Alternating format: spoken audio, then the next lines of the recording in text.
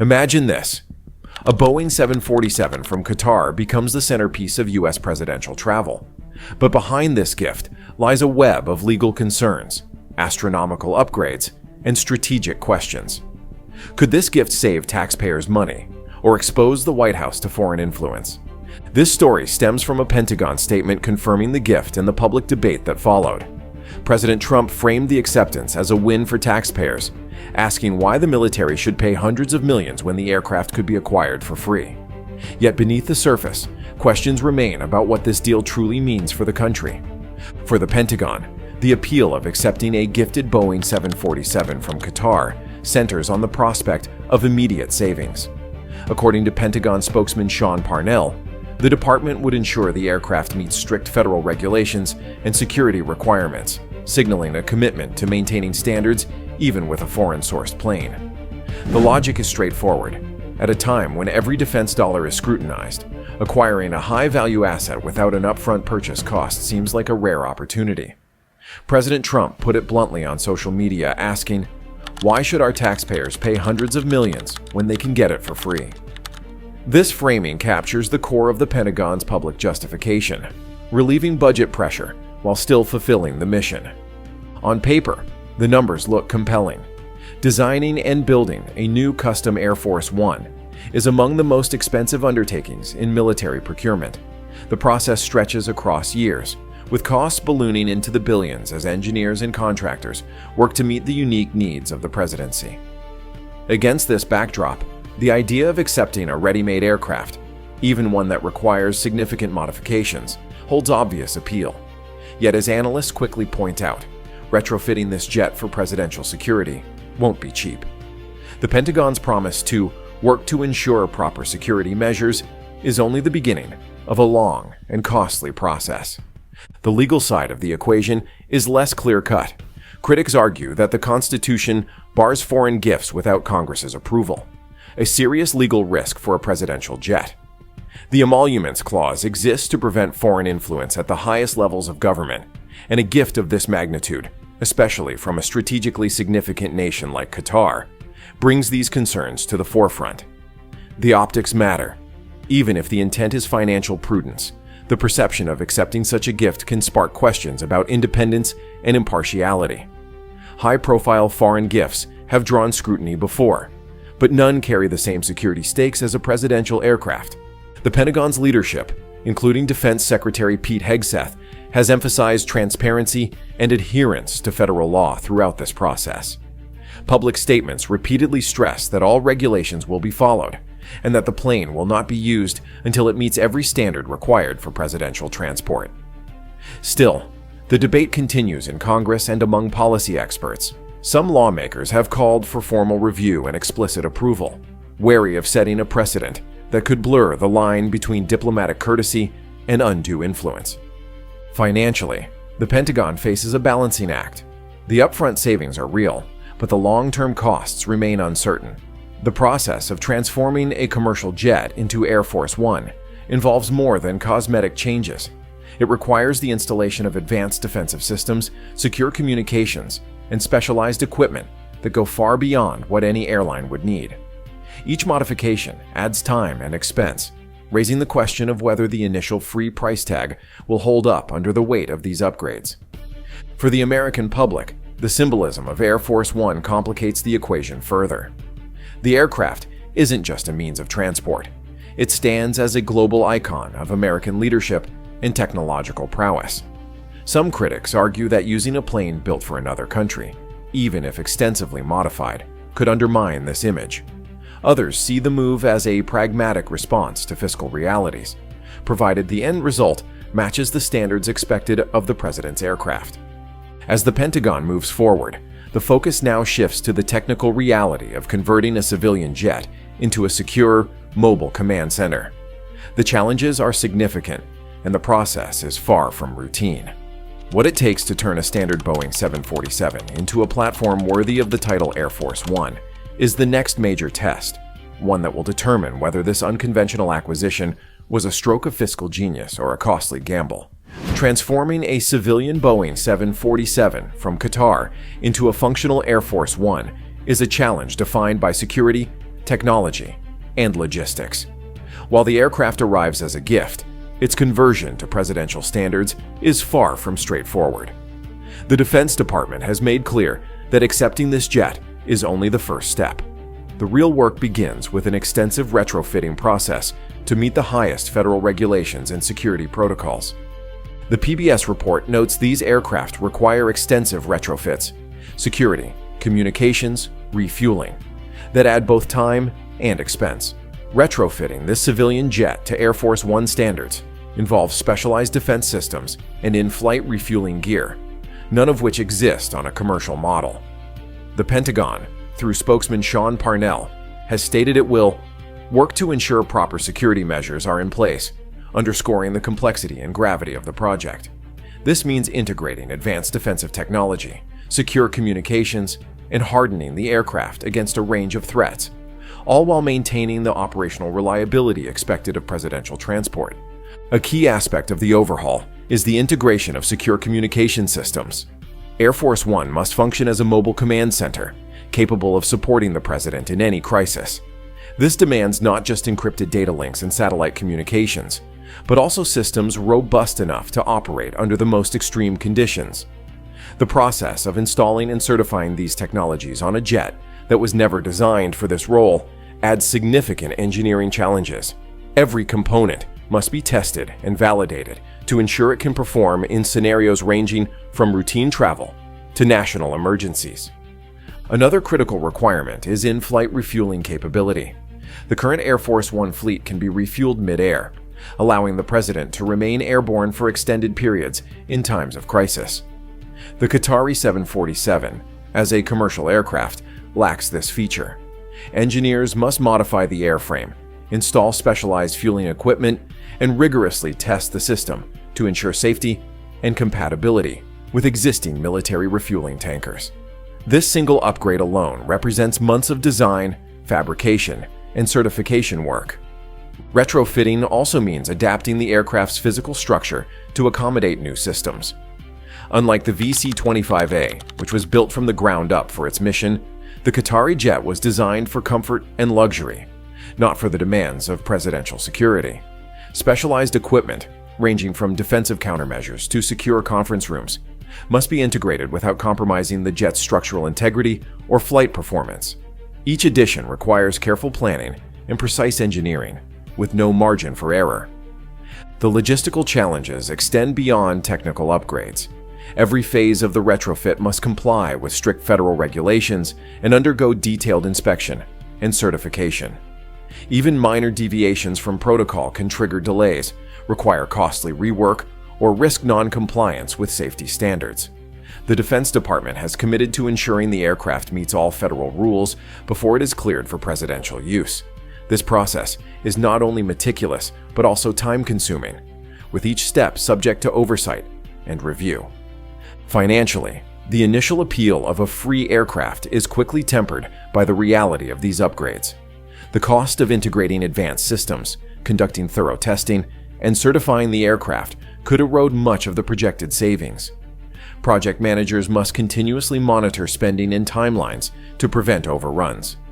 Delays could push readiness years into the future, especially if unexpected engineering challenges arise during the conversion. The extended timeline for retrofitting the Qatari 747 raises questions about how soon the jet could realistically serve as Air Force One. With complex modifications, rigorous testing, and multiple layers of certification, the process could take years, potentially overlapping with the introduction of next-generation presidential aircraft already in development.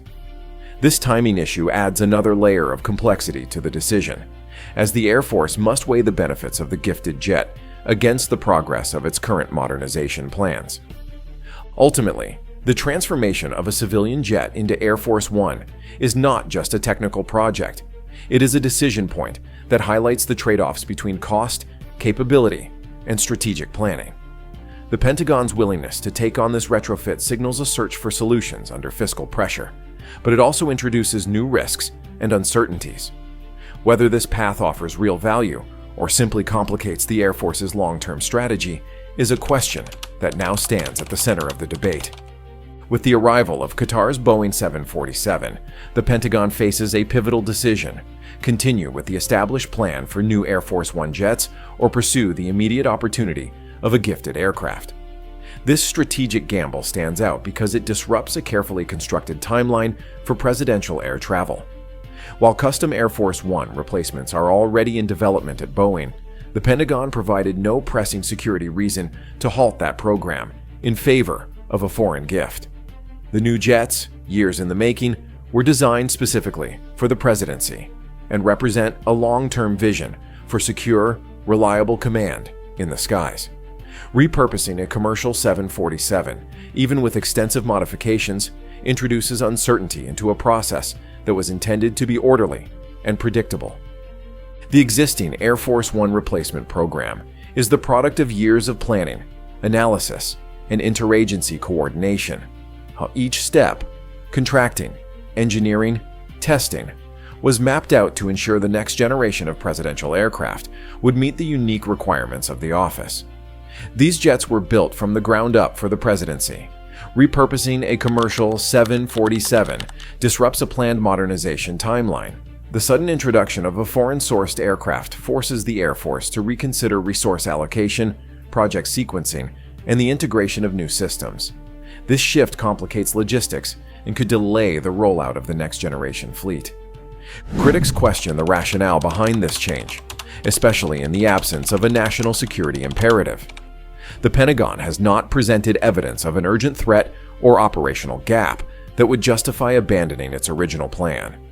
Without a compelling reason, the move appears driven more by opportunity than strategy. Experts note that, in defense procurement, consistency and transparency are critical. When a major acquisition deviates from its intended course without clear justification, it raises concerns about process and priorities. The lack of transparency has fueled speculation about the motivations behind accepting the Qatar aircraft. Some observers suggest the decision may have been influenced by short-term budgetary pressures or political considerations rather than long-term strategic needs. The promise of immediate cost savings is appealing, but the real expenses, retrofitting, certification, and ongoing maintenance, can quickly erode any initial advantage. Moreover, the time and resources spent on converting a commercial jet could detract from efforts to deliver the purpose-built replacements already in progress. There is also the question of redundancy. If the gifted Qatar jet serves only as a temporary solution, it may complicate rather than streamline the transition to the new fleet. The Air Force could find itself managing two parallel programs, one focused on adapting a commercial aircraft, the other on completing the next-generation jets. This dual-track approach risks spreading resources thin and introducing inefficiencies at a time when clarity and focus are needed most. Strategically, the decision to accept a foreign aircraft as Air Force One carries broader implications for U.S. defense planning. The original modernization program was designed not just for today's needs, but to anticipate the evolving demands of future presidents. A deviation from this path, especially one not grounded in clear strategic necessity, could undermine the credibility of long-term defense planning. It also sets a precedent for how the U.S. might respond to similar offers in the future, raising questions about the consistency of its procurement strategy. The debate over the Qatar 747 has amplified concerns about the balance between fiscal pragmatism and strategic foresight. While the idea of saving taxpayer dollars is attractive, the risks associated with altering a complex multi-year defense program cannot be ignored. The absence of a transparent, well-articulated rationale for the shift leaves room for doubt about whether this move serves the nation's best interests. As the Pentagon weighs its options, the conversation inevitably turns to the broader context of international relations and the message sent by accepting such a high-profile gift. The aircraft itself is only part of the story. What it represents on the world stage is another matter entirely. Geopolitical implications quickly surface when the United States considers accepting a Boeing 747 as a gift from Qatar. The decision is not just about acquiring a high-value asset for presidential travel. It also invites scrutiny about the nature of U.S.-Qatar relations and the broader message this move sends to allies and rivals. PBS notes, Critics worry the gift could violate the Emoluments Clause by creating perceived influence from a foreign power. This concern sits at the heart of the debate. Can the U.S. accept such a gesture without inviting doubts about its independence in defense matters? Qatar's role as a U.S. partner in the Gulf is well established. The country hosts Al Udeid Air Base, a critical hub for American military operations in the region. Against this backdrop, the offer of a presidential aircraft can be seen as an extension of an existing defense relationship. Yet the scale and visibility of this gift set it apart from routine cooperation. Air Force One is more than just a logistical asset. It is a symbol of American leadership, and any suggestion that it comes courtesy of foreign generosity risks complicating the narrative of U.S. self-reliance. The optics of this decision matter not only to the American public, but also to the international community. Accepting a plane from Qatar may be read by other nations as a sign that the U.S. is open to material support from foreign governments at the highest levels of its leadership. This perception could have ripple effects, raising questions about whether similar gestures from other countries would be entertained, and how the U.S. prioritizes its defense partnerships. In the realm of international relations, even the appearance of undue influence can have real consequences for trust and cooperation among allies. Critics highlight that high-profile gifts between nations, especially those with strategic value, are rarely free of political context. The Emoluments Clause exists to prevent foreign powers from gaining leverage over American officials through gifts or favors. In this case, the concern is not just about legal compliance, but about the message sent by accepting such a significant offering. Skeptics argue that it could create an implicit expectation of reciprocity, whether in policy decisions or diplomatic support. Even if no explicit strings are attached, the perception of indebtedness can be difficult to dispel. Supporters of the move offer a different view. They argue that the aircraft, once retrofitted and brought up to U.S. standards, remains under full American control and serves a practical need. In this light, the gift is simply a cost-saving measure, with no bearing on U.S. sovereignty or decision-making. According to this perspective, the long-standing defense partnership with Qatar justifies a certain level of trust, and the United States is capable of managing the optics and any potential fallout. The aircraft's value lies in its utility, not in its origins. Still, the debate underscores the delicate balance required in international diplomacy. Every major decision involving high-visibility assets, like Air Force One, carries symbolic weight. Allies may interpret the acceptance of this gift as a shift in U.S. priorities, potentially creating friction with countries that expect impartial engagement. For adversaries, it may be seen as a vulnerability, a sign that the U.S. is willing to accept help from outside sources for even its most iconic symbols of power. The conversation extends to the broader question of how the United States maintains its image as a nation that leads by example. Air Force One has always stood for more than just transportation. It represents the ideals of American independence, resilience, and technological prowess. Introducing a foreign element into that legacy, even for practical reasons, prompts a reassessment of what the aircraft means on the world stage. As the Pentagon navigates these issues, the decision to accept or decline Qatar's gift is about more than procurement or policy. It tests the boundaries between partnership and influence, between practical benefit and symbolic cost. The outcome will not only affect the immediate U.S.-Qatar relationship, but will also shape how Air Force One is perceived in the years to come. This ongoing debate raises important questions about the traditions and values embodied in Air Force One, setting the stage for a deeper look at how innovation and legacy intersect in the story of America's most famous aircraft. The discussion over whether to accept a foreign gifted aircraft touches a core question. What does Air Force One represent in the eyes of Americans and the world? The legacy of Air Force One is built on its status as a national symbol, projecting the United States' technological leadership and the values of safety, unity, and strength. Decisions about its future inevitably raise questions about how much tradition matters in an era defined by global partnerships and evolving needs. Air Force One has always stood for more than just presidential travel. Its presence at international summits or in crisis zones signals stability and authority. The American public associates the aircraft with security, innovation, and the ability of the president to connect with citizens and global leaders alike. This symbolic weight makes any change to its design, origin, or capabilities subject to intense scrutiny. The decision to accept a Boeing 747 from Qatar, no matter how practical it may seem, puts the spotlight on whether the United States is willing to alter the narrative that Air Force One is a product of American ingenuity. At the heart of the current debate is the tension between upholding tradition and embracing innovation. Air Force One symbolizes U.S. technological leadership. Critics argue this foreign gift undercuts that message. Proponents say retrofitting keeps the tradition of adapting aircraft to presidential needs. The current and future Air Force One jets, both manufactured by Boeing in the U.S., have always been seen as proof of the country's industrial and engineering capabilities.